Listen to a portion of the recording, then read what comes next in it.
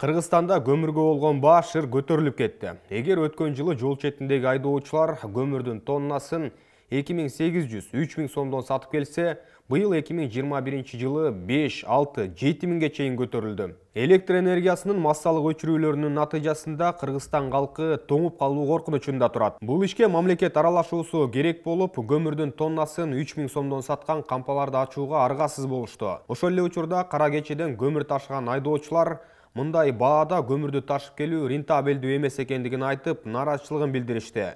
Алар дизелдик күйүүчү майдын, тетиктердин жана мотор майынын баасы эске алынышы керек деп эсептешет. Президент Садыр Жапаров мындай айдоочуларды өз элинин муктаждыгынан акча тапкан душмандар деп атады. Менин душмандарым бир эле бийликте эмес, элдин арасында да бар. Жалгыз мисал, көмүрдү айтайын. Мен бир айдан ашык бааларды түшүргүлө деп сурандым, жалындым. Бир машинеден 10-15 миң сом деле көрсө болот да. Жок, алар сөзсүз $1000 табыш керек. Абал кыйындап бараткандыктан өкмөт бардыгын өз колуна алып, бааны 3000 сомго түшүрдү. Эми алар жумушсуз калышты.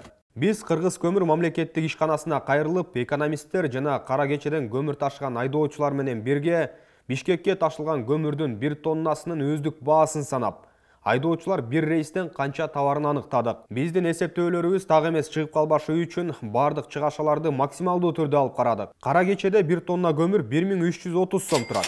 Орто эсеп менен алганда айдоочулар бир рейс менен 25 тонна көмүр ташып келишет. Атайып рецепттерди колдонуп, андан көп ташыгандар да бар. Бирок келиңиздер, кеминдеги 25 тоннаны алып карап көрөлү. 25 тоннаны 1330 сомго көбөйтсөк, 33250 сом чыгат. Кара кече менен Бишкектин ортосундагы аралык 360 чакырымды түзөт.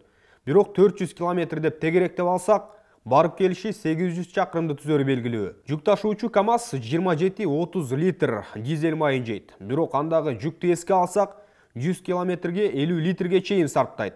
Демек, эң көп дегенде 400 литр солярка кетет. Азыркы маалда дизель майынын 1 литрине болгон максималдуу баа 55,5 сомду түзөт. Аны 56 сомго тегеректеп алалы. 56-ны 400-гө көбөйтсөк 22400 сом чыгат. Айдоочу Эсен Ажымамбетовдун айтымында, бир айдоочунун иш сапарындагы 2 суткасына 1250 сом сарпталат. Бул баага тамактануу да кирет. Ошондой эле эгер айдоочу жолдо түнөй турган болсо, металл вагонундагы бир орунда ушул баанын ичинде. Ошондой эле айдоочулар дөңгөлөктөрдүн жешилүүсүн дагы эсептейт. КАМАЗда орто эсеп менен ар бири 18 миң сомдон турган 18 дөңгөлөгү бар. Аларды ар бир 40 миң километр сайын алмаштырышы керек.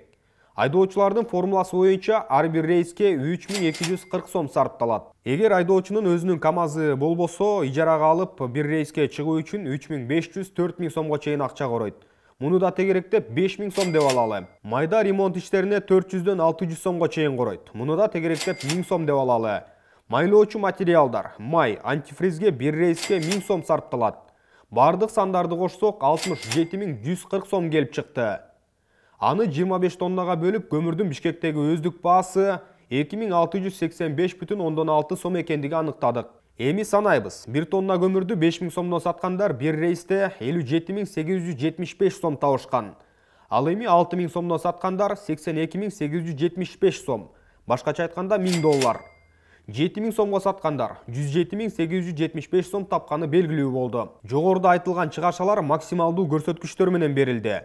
Атайы 30-35 тонналык прицептерин чиркеп алгандарды эске алган жокпуз. Ал эми кээ бир көмүр падышаларынын автопаркында 5-6 жүк ташуучу унаасы бар. Алардын кирешесин эми эсептеп көрүңүздөр. Эми элестетип көрүңүздөр. Кыргызстан эли көмүр ала албай, үшүп, тоңуп, кыйналып турган мезгилде көмүрдүн баасын көтөрүп, элдин муктаждыгынан акча табуу акылга сыйган көрүнүшпү? Балким эл душманы деп ушул адамдарды атайт чыгарбыз. Азыр бул адамдар көмүрдүн баасын 3000 сомго чейин түшүрдү деп мамлекетти айыптап жатышат.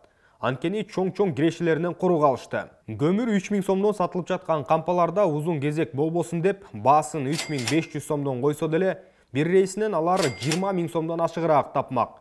Мындай аракети менен жөнөкөй, карапайым элге жардам көрсөтүп, патриоттуулукту ушул жерден көрсөтсө болбойбу?